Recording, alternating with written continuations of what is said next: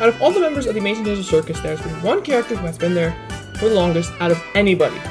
Kinger.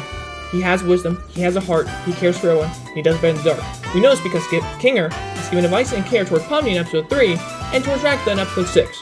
While he can do that, help others when they're at their lowest, he can also magically spawn things in and make his own stuff up, like the magical butterfly that allowed Ragatha to regain a heart. Kinger might have more he has to offer than we think, creating this mysterious factor that surrounds Kinger. Hello my ninjas, welcome back. Today in the third part of my character development series with the Amazing Ninja Circus crew, we'll be talking about Kinger, my favorite character in the entire series. We'll be going over what Kinger's purpose is in the crew, how he helped Pomni and Ragatha overcome doubt, fear, and uncertainty, and how Kinger might be able to do more things than we had expected from him. There's a lot to talk about, so let's just jump straight into the development of Kinger, a man of mystery. Allow me to introduce you all to Kinger. Kinger's been here the longest. He used to have a wife named Queener, and he remembers things only in the dark, which makes sense since he lives in a pillow fort all the time. See that connection there? He goes along for the ride and has helped Ragatha and Pomni out at their lowest. Now that we introduce Kinger, let us fast forward to episode 3, Mystery Millenhall Manor. In this episode, we get treated to much more Kinger than ever before, centering around him and Pomni discovering secrets behind this haunted house. This episode will learn much more about Kinger and his backstory. The cursed Millenhall opens his mouth to consume Kinger, and before that, we hear Kinger mention about his wife. You look beautiful, honey. This is the first bit that we get any lore that is towards Kinger. Before that, hardly any information, but now we're starting to learn a little bit as the little lore bits drop. Moving along with the episode, we then see Kinger and Pomni basically go to hell. Taper Core mentions how the last breath you take will be your last. So Pomni just goes ahead and just runs through, which is obviously gets consumed by Millenhall. Kinger then bashes the hell out of Pomni, trying to get the soul that is consuming Pomni out of her. And during then, she says this. How's your wife, Kinger? This is the second time now that some soul have mentioned about Kinger's wife. And once, obviously, Pomni regains conscience, she feels scared, she feels frightened, she doesn't really know. She has uncertainty that they will be able to escape because she can't hold her breath for so long. In the beginning of the episode, we see that Pomni's trying to hold her breath, but because she still thinks that this is all a dream and she can actually still die in this universe, which obviously you can't, she's uncertain that she'll be able to get through. So to ease the tension, Kinger talks about why he's been acting kind of strange lately. Sorry for that. Why have you been acting so different lately? I have, haven't I? I'm normally not too good with memories. But being surrounded by darkness always brings me back to a certain time. Right after my wife had been abstracted. I don't recall the exact string of events, but we both ended up in the fort together. And it was dark. The darkness seemed to calm her down a bit. The harsh, jagged edges smoothed out, and she didn't seem aggravated anymore. She wasn't the same as before, but she was calm enough to touch one last time before she got sent to the cellar. I'm always taken back to that moment when engulfed in darkness. You had a wife? Like, here in the circus? Yeah. She was funny, creative, really into entomology. I used to hate bugs, but she somehow got me to like them. It's not the most cheerful memory, but it's one I at least have control over. In this clip, Kinger mentions how he can remember things only in the dark, and when in the dark, he can become much more wise, creating this mysterious factor that Kinger has been given, which then allows Pomni to feel much more confident, much more brave, and with Kinger beside her, they were able to hold their breath and walk through them because Pomni has a companion, have someone that can hope and keep her with her, so now that they can get to the end of the hallway and obviously escape. That's all Pomni basically needed, someone to be on her side at like the most deepest of darkest times. And that's why Kinger is here for. He's here to help people out. And we'll go to the Ragatha part later on in the video. He also mentions how he can only control a few memories. Could King control what they remember in the digital world? Or does Kane have something with Kinger that we don't know about? Let's keep this in mind as we come back to this later, alright? Kinger is able to, like I said before, help Pomni escape by holding his breath with her, keeping her calm and collective. The glowing form is so awesome to see. I love this so much. And we learn a lot about Kinger in episode 3. How he's better when he's in the dark, and talks about his wife, Cleaner, and the final moments he had with Cleaner before she was sent to the void. Advancing through, we head now to episode 6. Kinger has teamed up with Ragatha, and the epic free-for-all match took place in the circus grounds. In our first interaction between Ragatha and Kinger, we see Kinger create this butterfly. Spirit. Man, I'm still missing the heart. This isn't fair. Oh, I got just the thing. Here, take this. Well, wait. What did you just do? What was that? It's a butterfly. It can restore your health. Did Kane mention that? Oh, nah. I made it up. What? Kinger just created this butterfly that allows her to regain a heart without Kane knowing, and says that he made it up? It's odd. How did he just do this without telling anyone, nor ever doing it besides this one point? Let's head to the awards show. At the awards show, Kinger is sitting in the same row as Ragatha and Pomni. Not sitting next to them, just alone. Left side empty, right side empty. After Jack's situation, he's gone. Yeah, so where did he go? Listen, alright, Jax did go to the bathroom to, obviously, hopefully not abstract to calm himself. He left temporarily, alright? There was a reason to go, it was still in the awards area, but Kinger is just gone this time. No, he's straight just gone. He's nowhere to be found.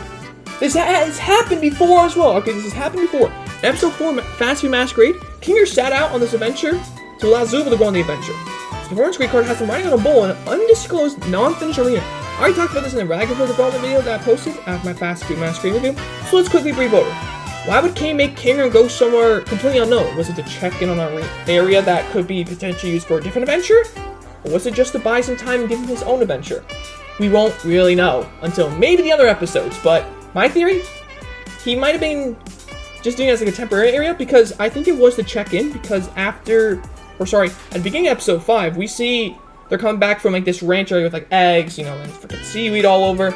I do think it was to check in on an area now that I've actually seen the episodes and such.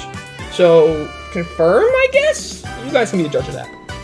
Kinger's character is so fascinating because at one point he can seem like a normal, happy guy who enjoys everything.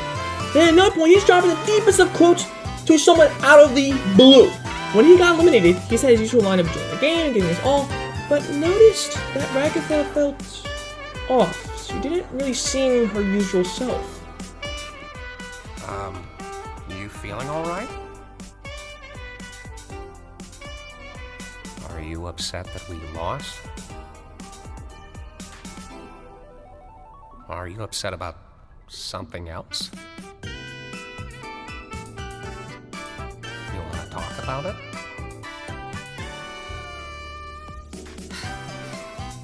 I think I might have failed Pomni.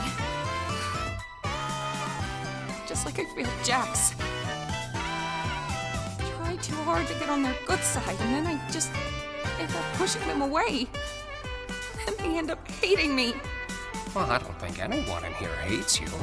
Jax does! Gangle and Zubul don't ever talk to me, and Pomni probably won't after today either. She came to me wanting to be on my team. I said no. Why did I do that? Maybe you just needed a break. It sounds to me like you put a lot of pressure on yourself to be there for everyone, and when you're not, you beat yourself up for it. You said you failed Pomni. Why do you feel that way? I don't know. I feel like every day we're drifting further apart. Like she's seen through all my tricks and doesn't trust me anymore. Before I know it, she'll be a different person. One who doesn't even want me around. The way I see it, relationships are two-sided, and sometimes it doesn't make sense to do all the heavy lifting when the other isn't in the mood. We all go through and deal with things differently, and sometimes you just need to let people do things their own way, as long as you're still there when they need you.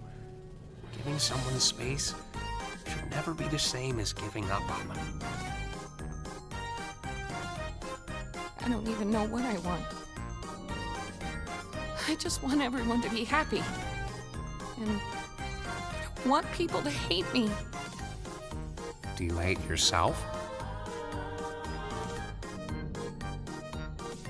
I hated myself. I couldn't help but hate myself for the things I thought I was responsible for. I thought I'd lost everything. But then you showed up. And my outlook just changed. There are always ways to show you care without ruining yourself over it. You need to look out for yourself in all this, too. I don't get it. So often nothing you say makes any sense, but then you have these moments where you... I don't know. How do you do that? How have you been around for so long? I guess I just have a resilient heart. Kinger tells Ragatha that it isn't her fault. It's not her fault that Pomni's becoming this evil version of herself.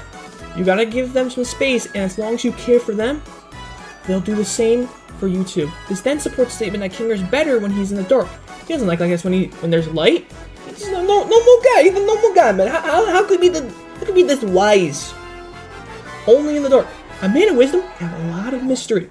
Ragatha needs someone to help her out, and by Kinger saying that, she helped him become a better person when she arrived. It showed Ragatha that she meant something to someone. She was appreciated for what she is, for when she arrived. She doesn't want anyone to hate her. She wants to make sure everybody's happy. Kinger explained how if you give them some space, it'll be okay. You don't need to put this much pressure on yourself to work things out. As long as you are there for them, they will do the same. Even the smallest gesture could and can always go a long way for someone and somebody. And you'll never realize about it. Or you could.